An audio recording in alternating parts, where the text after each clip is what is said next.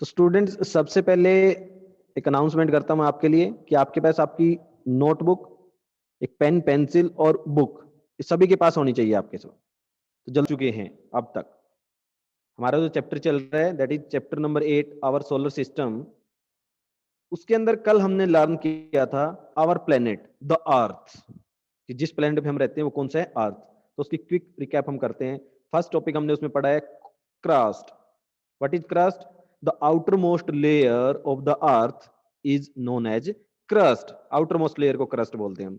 उसके बाद हमने पढ़ा था core. The inner layer of the earth is known as core.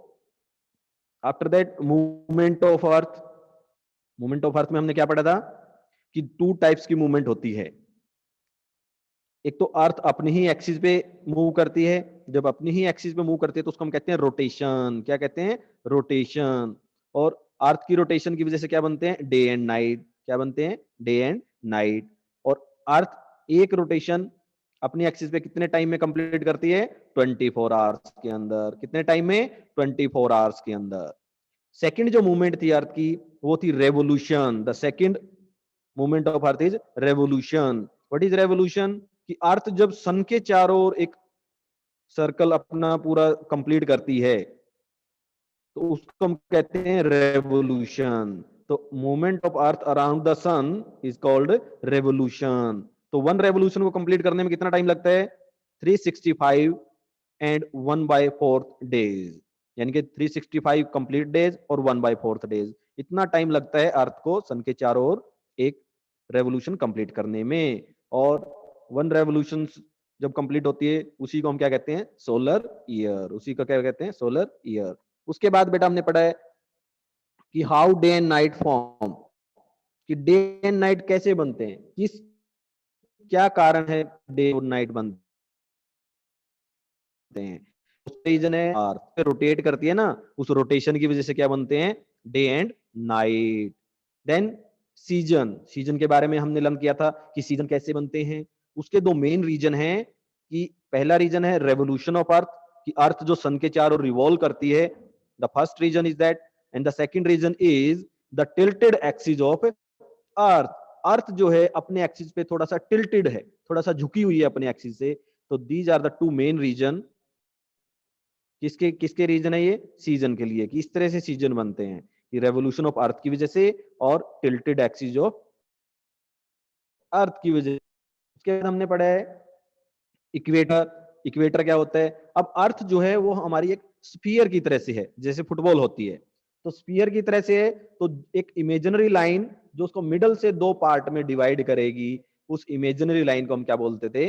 Equator. क्या क्या कहा हमने उसको? Equator. The imaginary line which divide earth into two equal halves is called equator.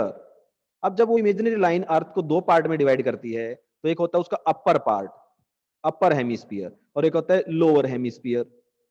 ठीक है? Hemisphere means half sphere. तो जो अपर पार्ट है, जो अपर पार्ट का टॉप मोस्ट जो एरिया है उसको हम कहेंगे नॉर्थ पोल, और जो लोअर पार्ट का बिल्कुल बिलो का एरिया उसको हम कहेंगे साउथ पोल। अब इक्वेटर और नॉर्थ पोल के बीच का जो एरिया था, जो रीजन था, उसको हमने क्या क्या नाम दिया था? उसको नॉर्दर्न हेमिस्फीयर। क्या कहा था? Northern hemisphere. और जो इक्वेटर और साउथ पोल के बीच का जो एरिया है, जितना भी रीजन है, उसको हमने कहा था southern hemisphere. That is the southern hemisphere. तो ये हम कल इतना सा लर्न कर चुके हैं बेटा।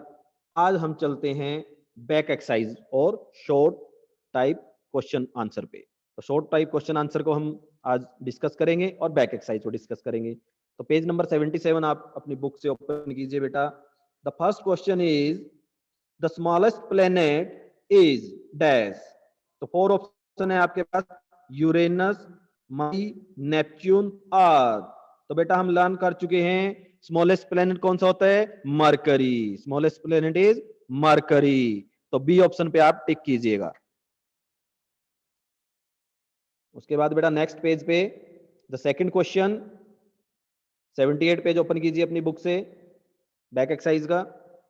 Second question is number of planet, number of planet in our solar system is. हमारे प्लेनेट कितने नंबर हैं प्लेनेट के सोलर सिस्टम के अंदर? ए ऑप्शन है 8, B option 16, C option 5, D option 9। तो option A is correct answer. 8 numbers. हमारे solar system के अंदर कितने प्लेनेट है? 8। तो बेटा ऑप्शन ए को टिक कीजिएगा, option A is the correct answer.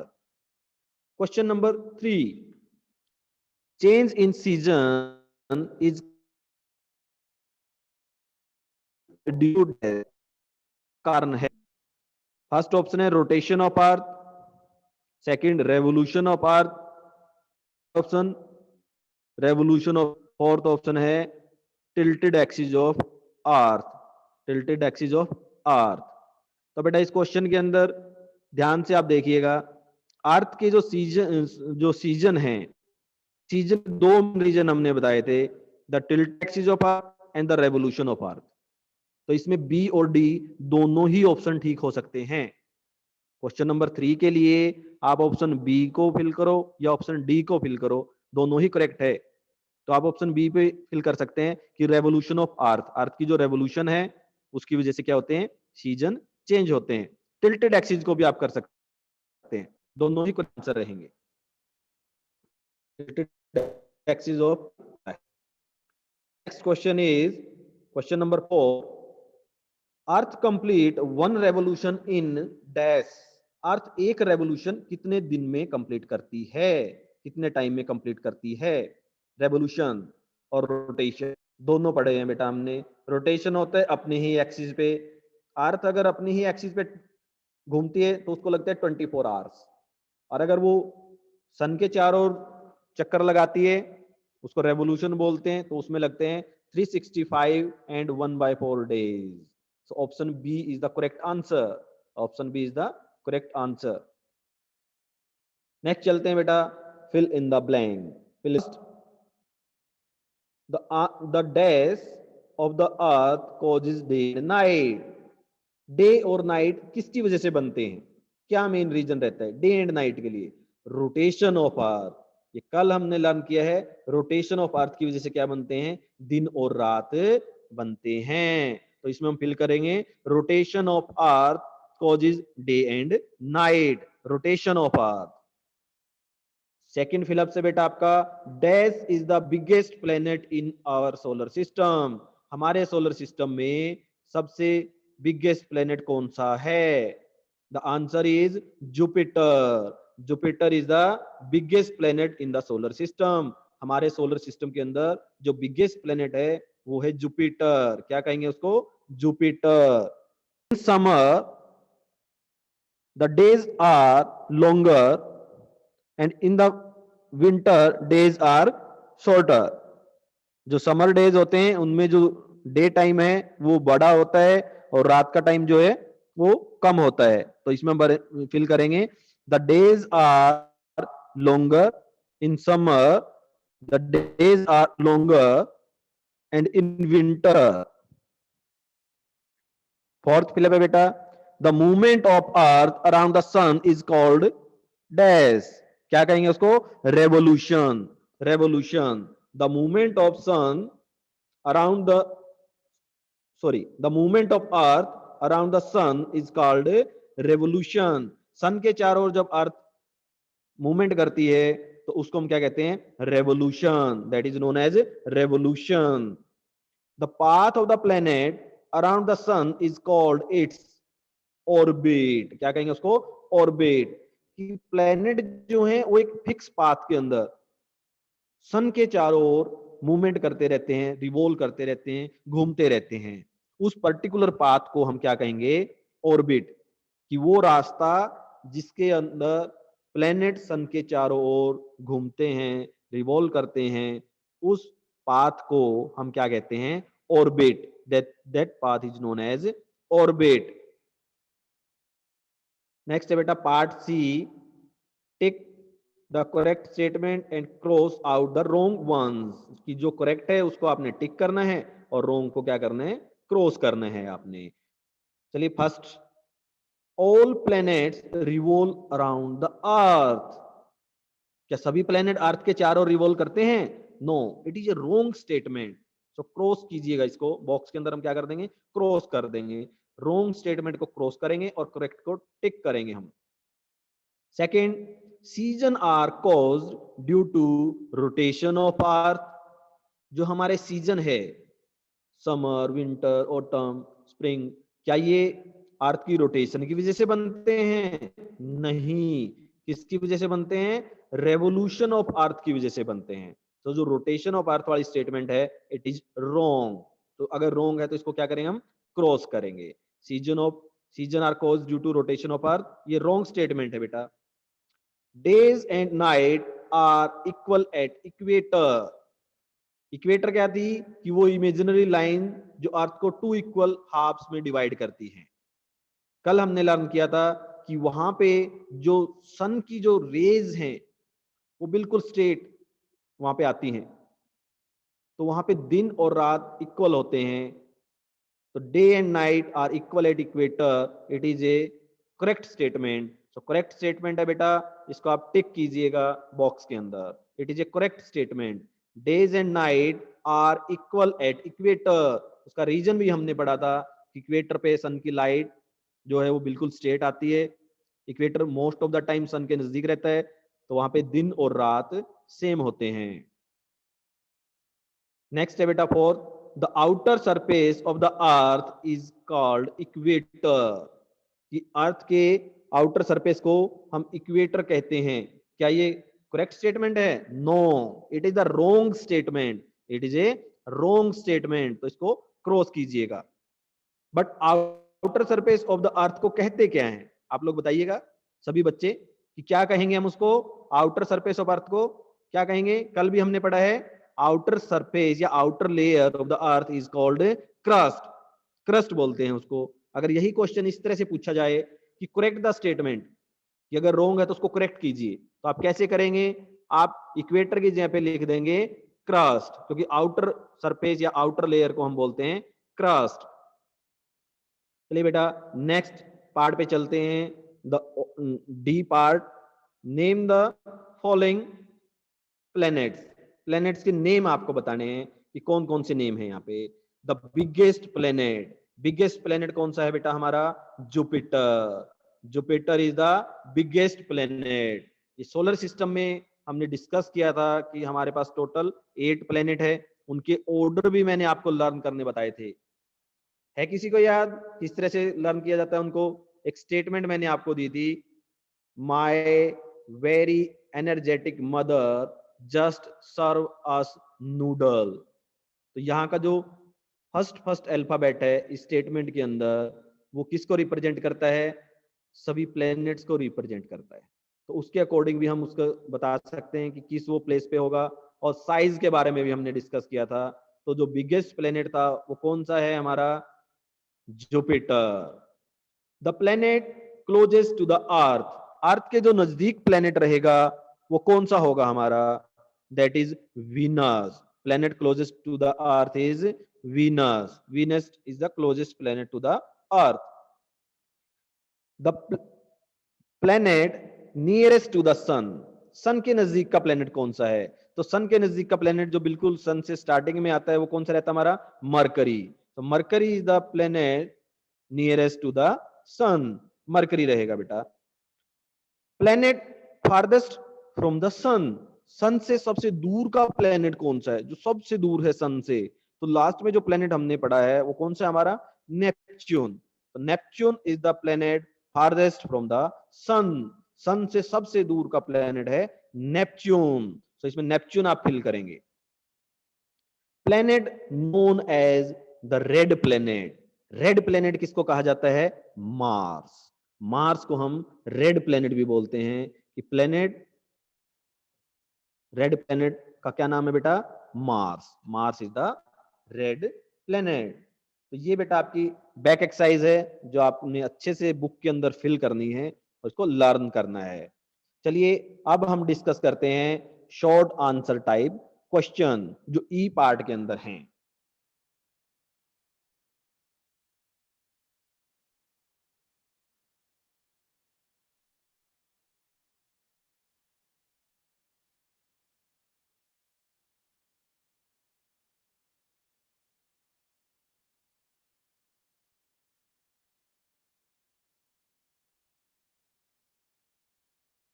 बेटा अब हम डिस्कस करेंगे short answer type question. First question है what is a planet. Planet क्या है? Name any 4 planet in the solar system. Solar system के अंदर कोई भी 4 प्लेनेट्स के नाम बताइए। तो what is a planet? The big heavenly bodies which revolve around the sun are known as planets. कि वो हेवनली बॉडी जो सन के चारों ओर घूमते हैं उनको हम क्या बोलते हैं? प्लेनेट्स। तो कोई भी 4 नाम आप बताइएगा। आपके पास टोटल 8 प्लेनेट है, कोई भी आप 4 नेम लिख सकते हैं जो आपको। बट अगर आप उसका ऑर्डर याद रखें तो वो और भी अच्छी बात होगी। तो मैंने ये ऑर्डर में लिखे हैं, Mercury, Venus, earth and Mars are planets. Planet और भी है हमारे पास, ये नहीं है कि ये सिर्फ 4 ही प्लेनेट है, क्योंकि क्वेश्चन के अंदर 4 पूछा हुआ है। अगर आपसे पूछा जाए name the all planets in the solar system के अंदर सभी प्लैनेट्स के नाम लिखिए, तो फिर आप टोटल 8 प्लैनेट्स के नाम लिखेंगे, क्योंकि क्वेश्चन के अंदर 4 पूछा हुआ है, इसीलिए हमने 4 प्लैनेट्स के नाम ही यहाँ पे लिखे हैं। तो क्या होते हैं planets? The big heavenly bodies which revolve around the sun are known as planets. Heavenly bodies क्या होता है बेटा? हेवनली बॉडी ये भी हम डिस्कस कर चुके हैं। हेवनली बॉडी जो आसमान के अंदर जो बड़े बड़े ऑब्जेक्ट, ठीक है, लेकिन उसके अंदर स्टार भी होते हैं। क्या हम स्टार को प्लेनेट कह सकते हैं? सोचिएगा इसका रीजन कि क्यों हम स्टार को प्लेनेट नहीं कहते। स्टार तो बेटा प्लेनेट से भी बड़े बड़े होते हैं, तो बिग हेवनली बॉडीज तो वो भी हैं, वो भी आसमान के अंदर हैं, तो फिर स्टार्स को हम क्यों नहीं कहते प्लेनेट्स? इसका रीजन आया याद आप लोगों को? इसका रीजन यही है कि वो एक तो सन के चारों ओर रिवॉल्व नहीं करते, उनकी खुद की हीट, खुद की लाइट होती है उनके पास, प्लेनेट के पास नहीं होती। तो जो प्लेनेट्स की जो कैरेक्टरिस्टिक्स होती हैं वो स्टार से अलग हैं। तो फर्स्ट मेन रीजन यही है कि कोई भी स्टार सन के चारों ओर रिवॉल्व नहीं करता। तो यहाँ पे हम प्लेनेट किसको मान रहे हैं? कि वो big heavenly bodies which revolve around the sun are known as planets, सिर्फ उन्हीं को प्लेनेट कहेंगे। 4 प्लैनेट्स के नाम आपके पास है, mercury, Venus, earth and Mars. 4 planets के नाम हमने यहाँ पे कहे हैं। Question number second is what causes day and night. What causes day and night. Day और नाइट बनने के क्या कारण हैं? ये क्वेश्चन कई बार रिपीट हो चुका है बेटा। The answer is rotation of earth causes day and night. Rotation of earth, earth अपनी ही एक्सिस पे मूव करती रहती है, तो उस मूवमेंट को हम क्या कहते हैं? रोटेशन ऑफ अर्थ। और कितना टाइम लगाती है अपनी एक्सिस पे रोटेट करने में? 24 आवर्स। 24 आवर्स। तो ये जो अपनी ही एक्सिस पे अर्थ की जो रोटेशन है, इस मूवमेंट की वजह से क्या बनते हैं? दिन और रात बनते हैं। तो मेन रीजन आपको याद रखना है, रोटेशन ऑफ अर्थ की वजह से डे और नाइट की फॉर्मेशन होती है। कि रोटेट करते हुए जो पार्ट अर्थ का सन के सामने होगा वहां पे दिन बनेगा, और जो पार्ट सन से अवे होगा उस पर्टिकुलर हिस्से पे क्या रहेगी? रात रहेगी, क्योंकि वहां तक सन की लाइट नहीं पहुंच पाएगी। यह एक एक्टिविटी कल हमने की थी कि एक बल्ब या लैंप आप रखिएगा और उसके सामने खड़े होके और आप घूमना स्टार्ट करें, अपनी ही एक्सिस पे खड़े खड़े रोटेट करें। तो जब आप लैंप को फेस करेंगे तो आपको लाइट दिखाई देगी, मींस वो कौन सा पार्ट हो गया? डे। और जैसे ही आप टर्न करते हुए आपकी बैक जो है लैंप की तरफ जाएगी, आपकी तरफ क्या बनेगा? नाइट। और आपकी बैक की तरफ क्या बनेगा? डेज। ठीक है, तो इस तरह से डे और नाइट की फॉर्मेशन होती है, जो एक्टिविटी भी कल हमने की थी। तो क्या रीजन रहता है डे और नाइट के लिए? Rotation of earth. Rotation of earth की वजह से बनते हैं दिन और रात।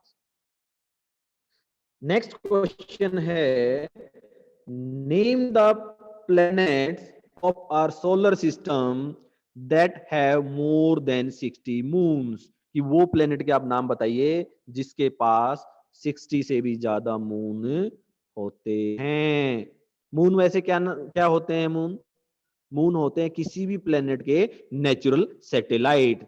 किसी भी प्लेनेट के नेचुरल सैटेलाइट्स को कहा जाता है उस प्लेनेट का मून। अर्थ पे कितने नेचुरल सैटेलाइट है? 1। तो अर्थ के पास कितने मून हुए? 1। इसी तरह से सैटर्न और जुपिटर के पास मोर देन 60 मून्स हैं, 60 से भी ज्यादा मून्स है सैटर्न और जुपिटर के पास। तो ये वो दो प्लेनेट हैं which have more than 60 moons. या दूसरा क्वेश्चन क्या कह सकते हैं हम इसको, कि जुपिटर और सैटर्न के पास 60 से भी ज्यादा नेचुरल सैटेलाइट्स हैं। ये क्वेश्चन भी आपका यहाँ पे बन सकता है। तो बेटा किसी भी क्वेश्चन का जो आंसर है उसको रट्टा लगाने की जरूरत नहीं है, जो एक्सप्लेनेशन आपको कराई गई है उस पे आपने ध्यान देना है कि अगर क्वेश्चन को थोड़ा सा चेंज कर दिया स्टेटमेंट को तो आंसर क्या होगा। इसी क्वेश्चन के अंदर आप देख सकते हैं कि क्वेश्चन बड़ा सिंपल है कि we name the planet of the solar system that have more than 60 moons. अब मैं मून्स की जगह पे एक वर्ड चेंज कर दूं, which have more than 60 natural satellite. बस नेचुरल सैटेलाइट, आंसर बेटा वही रहेगा नेचुरल सैटेलाइट के केस में भी, जब भाई हम उसको क्या कहते हैं, मून कहते हैं। आंसर क्या रहेगा, Saturn and Jupiter. Saturn and Jupiter के पास मोर देन 60 मून्स हैं। फिर हम दूसरा आंसर क्या कहेंगे, सैटर्न जुपिटर है मोर देन 60 नेचुरल सैटेलाइट। इस तरह से हम उसका आंसर कर देंगे। तो मून और नेचुरल सैटेलाइट एक ही होता है। तो अर्थ के पास कितने हैं, 1। सैटर्न और जुपिटर के पास कितने हैं, 60। तो ये क्वेश्चन को इस तरह से भी चेंज किया जा सकता है।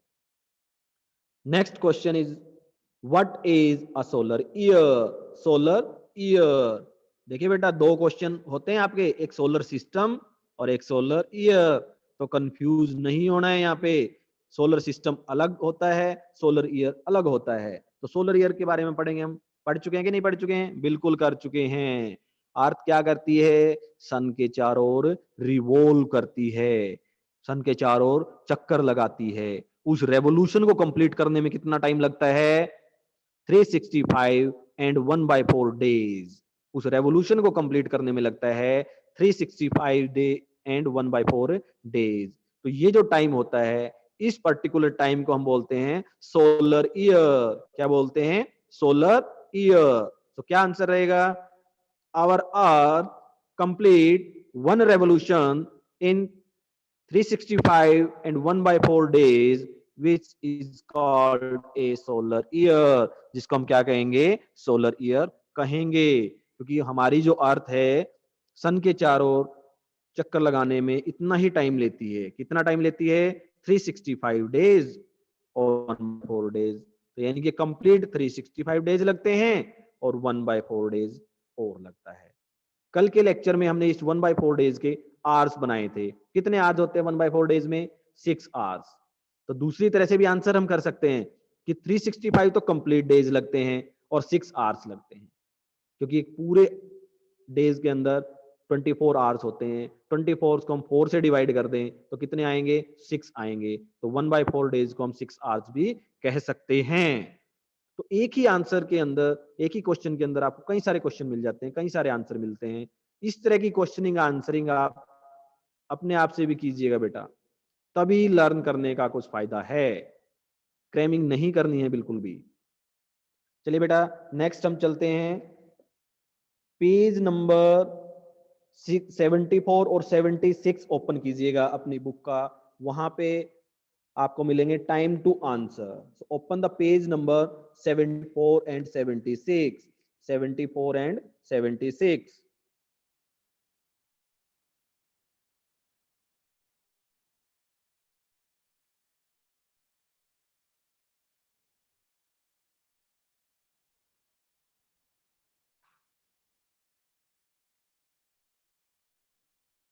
फोर पेज पे भी आपका है time to answer, time to answer.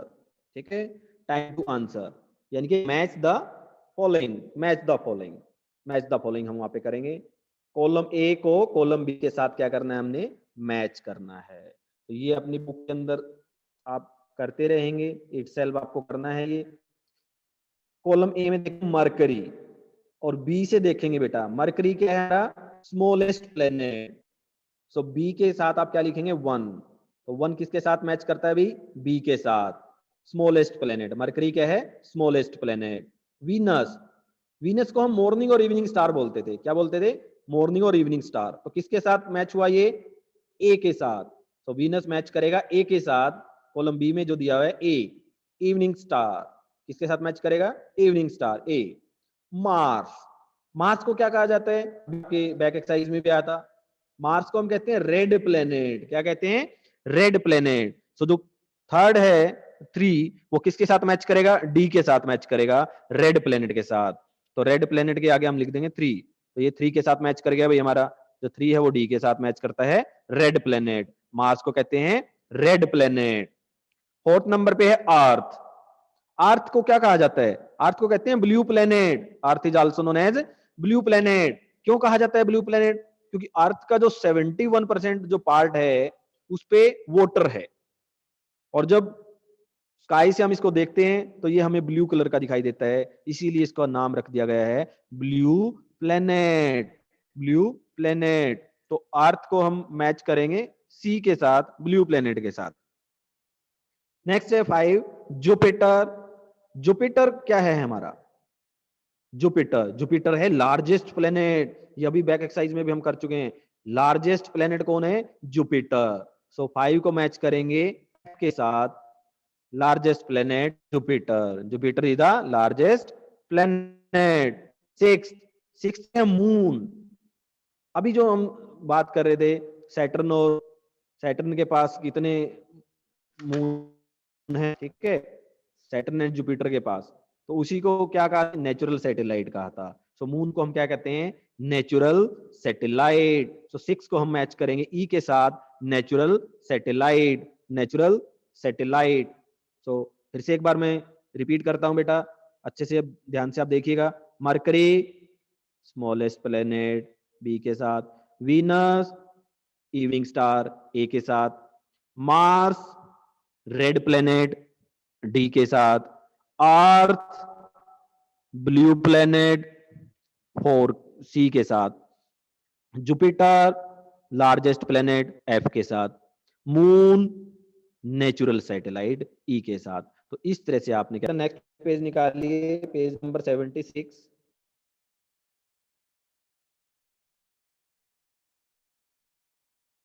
Page number 76 पे है, state the following statement are true और फॉल्स। ट्रू और फॉल्स हमने बताना है। Outer most hard layer of the earth is called the crust. It is correct. तो means ये क्या है, ट्रू है कि आउटर मोस्ट हार्ड लेयर को हम क्या कहते हैं, क्रस्ट कहते हैं। अर्थ की जो आउटर मोस्ट हार्ड लेयर है, it is a crust. So it is true. तो आप यहाँ पे ट्रू लिखिएगा बेटा। क्या लिखेंगे, true. Second, the revolution of earth causes day and night. क्या रेवोल्यूशन ऑफ अर्थ की वजह से डे एंड नाइट बनते हैं, no, it is a false statement. तो आप लिखेंगे फॉल्स। किसकी वजह से बनते हैं डे एंड नाइट, अगर इसको पूछ लिया जाए, करेक्ट कीजिएगा इस स्टेटमेंट को। रोटेशन ऑफ अर्थ से बनते हैं। अर्थ की जो रोटेशन है अपनी एक्सिस पे, उसकी वजह से बनते हैं डे एंड नाइट। यहां पे लिखा हुआ है रेवोल्यूशन ऑफ अर्थ की वजह से, नो, रेवोल्यूशन की वजह से तो सीजन बनते थे। क्या बनते थे, सीजन बनते थे। इसीलिए ये फॉल्स स्टेटमेंट है, आप लिखिएगा false. Third, rotation of earth causes season. ये देखिएगा स्टेटमेंट को यहां पे भी चेंज कर दिया इन्होंने कि rotation of earth causes season. क्या रोटेशन की वजह से सीजन बनते थे, नहीं, रेवोल्यूशन की वजह से सीजन बनते थे। लेकिन यहां पे क्या लिखा हुआ है, rotation. So it is A again wrong statement. तो क्या लिखेंगे आप, फॉल्स। क्या लिखेंगे, फॉल्स। सो सेकंड में भी फॉल्स आया, थर्ड में भी फॉल्स है। फोर्थ को देखते हैं, the sun rises from the east and sets in the west. कैसे होता है, हम सवेरे सवेरे देखते हैं सन ईस्ट से राइज होता है और वेस्ट में क्या होता है, सेट होता है। Yes, it is a true statement. So आप लिखेंगे ट्रू। एक बार फिर से रिवाइज करवाता हूं। फर्स्ट में आएगा आपका क्या, true. outermost hard layer of the earth is called crust, true. Revolution of earth causes day and night, false. Rotation of earth causes season, false.